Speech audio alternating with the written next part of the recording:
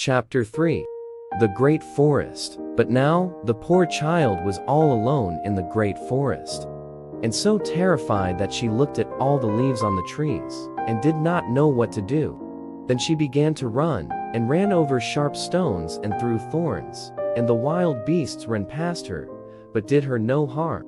She ran as long as her feet would go, until it was almost evening. Then she saw a little cottage, and went into it to rest herself. Everything in the cottage was small, but neater and cleaner than can be told. There was a table on which was a white cover, and 7 little plates, and on each plate a little spoon. Moreover, there were 7 little knives and forks, and 7 little mugs. Against the wall stood 7 little beds, side by side, and covered with snow-white counterpanes. Chapter 4. The 7 Dwarfs. 4.1 The cottage. Little Snow White was so hungry and thirsty that she ate some vegetables and bread from each plate, and drank a drop of wine out of each mug, for she did not wish to take all from one only. Then, as she was so tired, she laid herself down on one of the little beds, but none of them suited her. One was too long, another too short. But at last she found that the 7th one was right, and so she remained in it, said a prayer, and went to sleep. 4.2 The Dwarfs. When it was quite dark, the owners of the cottage came back. They were 7 dwarfs, one who dug and delved in the mountains for ore. They lit their 7 candles, and as it was now light within the cottage, they saw that someone had been there, for everything was not in the same order in which they had left it. 1. The first said, "Who has been sitting on my chair?" 2. The second, "Who has been eating off my plate?" 3. The third, "Who has been taking some of my bread?" 4. The fourth, "Who has been eating my vegetables?" 5. The fifth, "Who has been using my fork?" 6. The sixth, "Who has been cutting with my knife?" 7. The seventh, "Who has been drinking out of my mug?" Been lying in my bed too. But the 7th, when he looked at his bed, saw little Snow White, who was lying asleep therein. And he called the others, who came running up, and they cried out with astonishment, and brought their 7 little candles, and let the light fall on little Snow White. "Oh, heavens! Oh, heavens!" cried they, "what a lovely child!" And they were so glad that they did not wake her up, but let her sleep on in the bed. And the 7th dwarf slept with his companions, 1 hour with each, and so passed the night. Chapter 5. The Murder of Snow White.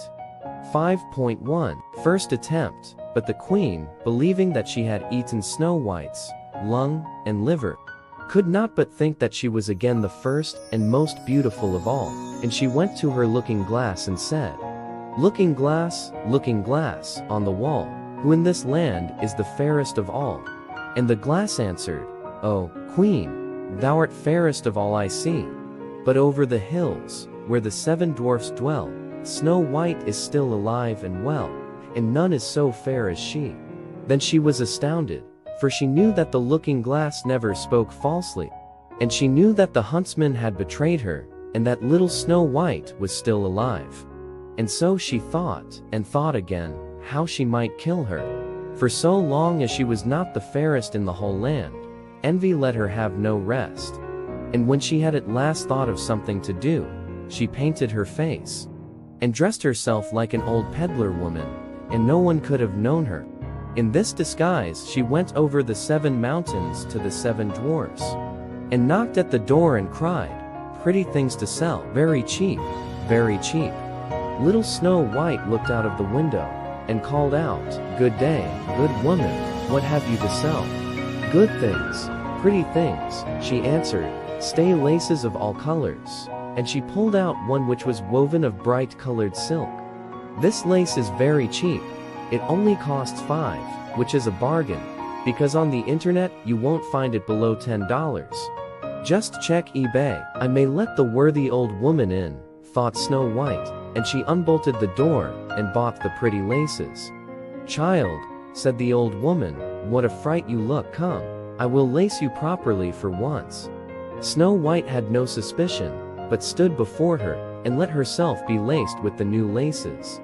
But the old woman laced so quickly and so tightly that Snow White lost her breath and fell down as if dead. "Now I'm the most beautiful," said the queen to herself, and ran away. Not long afterwards, in the evening, the 7 dwarfs came home, but how shocked they were when they saw their dear little Snow White lying on the ground, and that she neither stirred 8, 9, nor moved, and seemed to be dead. They lifted her up, and as they saw that she was laced too tightly, they cut the laces. Then she began to breathe a little, and after a while came to life again. When the dwarfs heard what had happened, they said, "The old peddler woman was no one else than the wicked queen. Take care, and let no one come in when we are not with you." 5.2 Second attempt. But the wicked woman, when she had reached home, went in front of the glass and asked, looking glass on the wall, who in this land is the fairest of all?"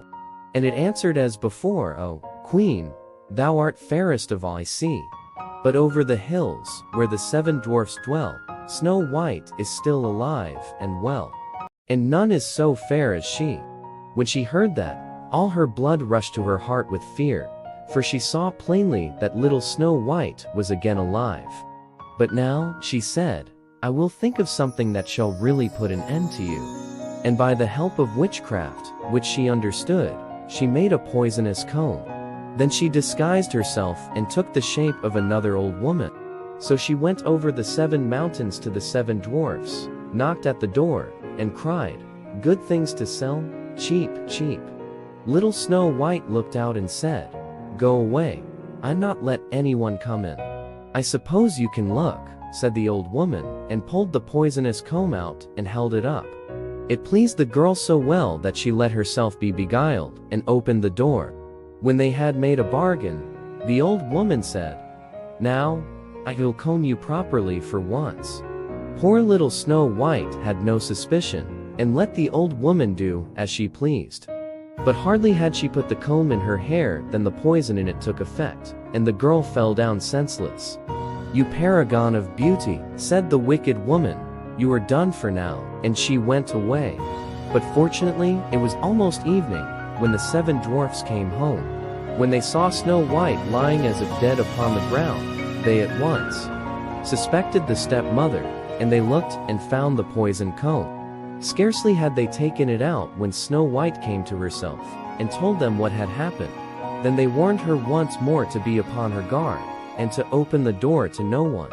5.3 Third attempt. The queen, at home, went in front of the glass and said, looking glass on the wall, who in this land is the fairest of all?" Then it answered as before. See sections 2, 5.1, and 5.20. "Queen, thou art fairest of all, I see. But over the hills, where the 7 dwarfs dwell, Snow White is still alive and well, and none is so fair as she." When she heard the glass speak thus, she trembled and shook with rage. "Snow White shall die," she cried, "even if it costs me my life." Thereupon she went into a quite secret, lonely room, where no one ever came, and there she made a very poisonous apple. Outside, it looked pretty, white with a red cheek, so that everyone who saw it longed for it, but whoever ate a piece of it must surely die. When the apple was ready, she painted her face, and dressed herself up as a farmer's wife. And so she went over the 7 mountains to the 7 dwarfs. She knocked at the door. Snow White put her head out of the window and said, "I cannot let anyone in. The 7 dwarfs have forbidden me." "It is all the same to me," answered the woman, "I shall soon get rid of my apples." "There, I will give you one." "No," said Snow White, "I dare not take anything." "Are you afraid of poison?" said the old woman. "Look, I will cut the apple in 2 pieces. You eat the red cheek, and I will eat the white." The apple was so cunningly made that only the red cheek was poisoned.